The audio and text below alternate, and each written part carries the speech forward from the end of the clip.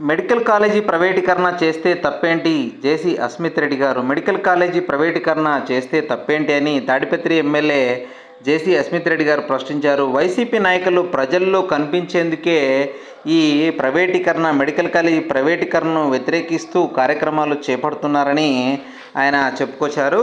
ముఖ్యంగా మనకు మాజీ ముఖ్యమంత్రి అయినటువంటి జగన్మోహన్ రెడ్డి గారే ఇక్కడ పార్టీలో లేరు, ఆయన ఎక్కడో వెళ్ళి బెంగళూరులో కూర్చున్నారని మనకు అస్మిత్ రెడ్డి గారు అయితే విమర్శించడం అయితే జరుగుతుంది. కావాల్సింటే మీకు ఆ వీడియో క్లిప్ కూడా ఇక్కడ యాడ్ చేస్తాను, చూడండి. వీడియో నచ్చితే ఖచ్చితంగా లైక్ చేయండి, మన ఛానల్ను సబ్స్క్రైబ్ చేసుకోండి. పోయి బెంగళూరులో కూర్చున్నాడు, అవునా కాదా? ఏంది వాళ్ళు ప్రోగ్రామ్ చేసేది? నాయకుడే రానప్పుడు ఇంకా ప్రజలు ఏమొస్తారు బయట? పోలీసు వాళ్ళు వ్యవస్థ పోయి దూరి చేసినట్టు దాంట్లో 10% చేసినా కూడా ఈరోజు నేను ఏదేదో చేయొచ్చు.